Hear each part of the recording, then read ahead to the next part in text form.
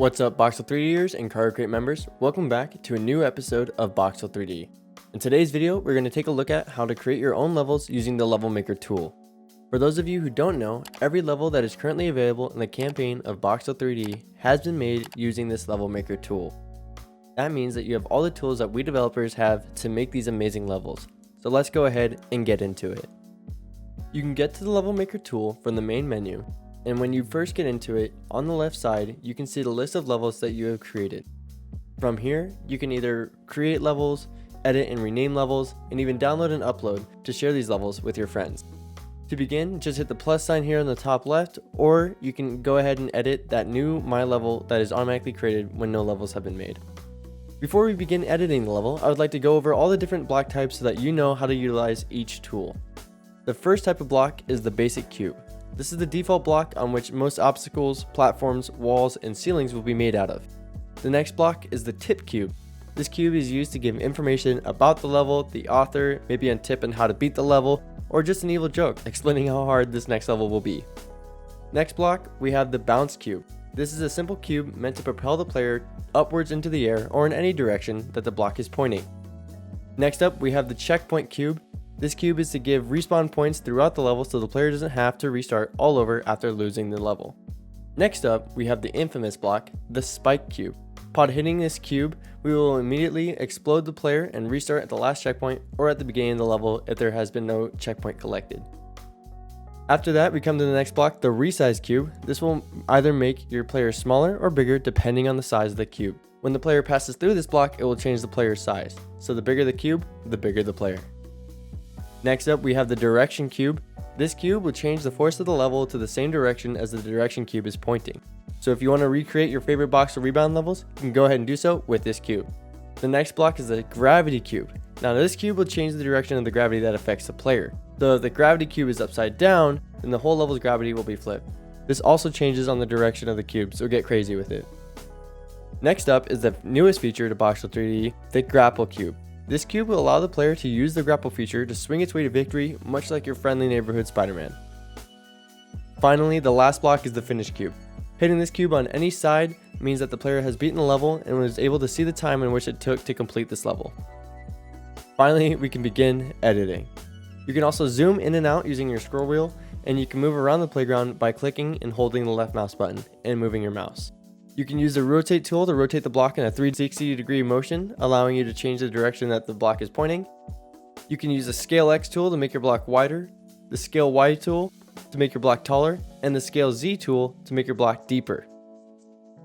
You can also duplicate the block to copy all the changes that you made to a brand new block. Once you are done editing a block, you can hit the Accept button and stop editing the block, or you can delete the block using the delete button down below to remove the block completely. So to begin editing this level, I'm going to go ahead and create a new block using our default cube. I'm going to go ahead and make it taller so that we have a base so that I want to propel this player to the right. I'm also going to make it on the top left. I'm going to go ahead and duplicate this block because I like the length of it. And I'm going to use the direction tool to go ahead and reshape the direction to be horizontal. This way it gives a nice frame for the level and what the direction the player is going to move. I'm going to go ahead and make a small arena type block just around the player so that we can contain the player to a specific playing field. So as you can see here, I'm just currently copying over each block type and reshaping it, making changes of direction if I need to also be able to create a small playing field for this player to be contained in. I'm also going to go ahead and make the finish line.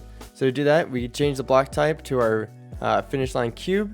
And then we're going to go ahead and change the sizes to make this a little bit bigger, just so the player has an easier time finding this block and able to hit it.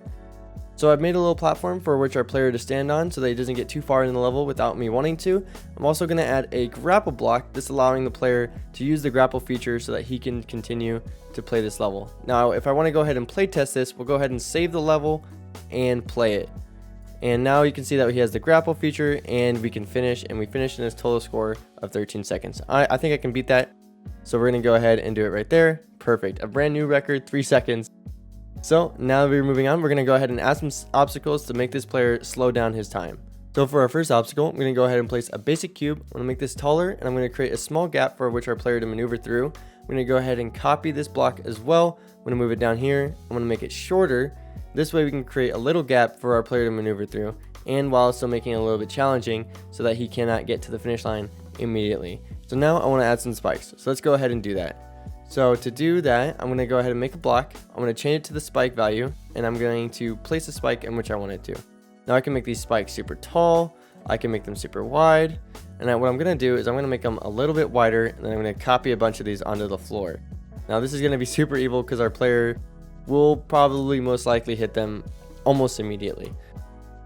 Like, who wants an easy level? Because I surely don't.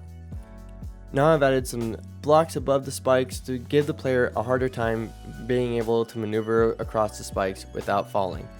Now what I want to do is obscure the player even more, so I'm going to go ahead and make another obstacle for him to go by, but I'm going to actually make it into a ramp so that he could potentially get stuck into it and have to restart the level.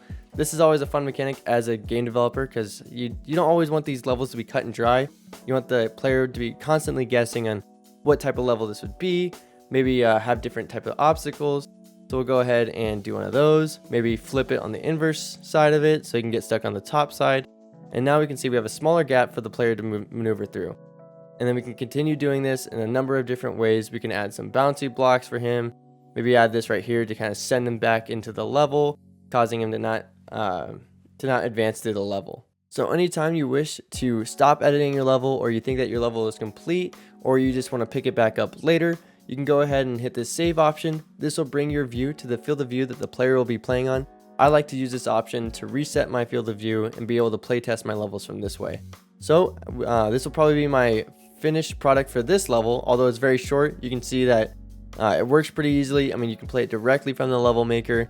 I'm going to go ahead and show you how to bring in a level that you've already downloaded. That's either your friends or maybe you had it from a different computer. So we can go ahead and save this level. We'll go to this download level option. This will bring up your folders. I've already named this level the Spidey-scape. You can see I put a little bit more effort into this level type. And this one is specifically going to be meant to see how fast you can move through this cityscape, move through these obstacles, and get the fastest time while using the grapple feature. So let's go ahead and give it a shot. Now, by the time this video is out, you will most likely be able to play this level. If it hasn't yet, that means the update hasn't come out just yet. But this level has been a super fun time to create. I mean, there's so many different ideas that can come into play while making these types of levels with the grapple feature. Maybe even change the gravity of it. You can make your grapple act upside down, which I've done, which is like really crazy. Honestly, it's so hard to get your mind around to change a gravity. You can do a lot of really cool things. You can trick your friends. You can make false exits, false wins. It's a lot of fun. I highly recommend you all give this a shot if you haven't already. And if you haven't downloaded Boxel3D, it is a fantastic game and I highly recommend it. Well, that is going to be it for this episode. If you'd like to see anything else, any tutorials or any other videos regarding Boxel3D, please let me know down in the comments below. Stay awesome, and I will see you all in the next video. Bye.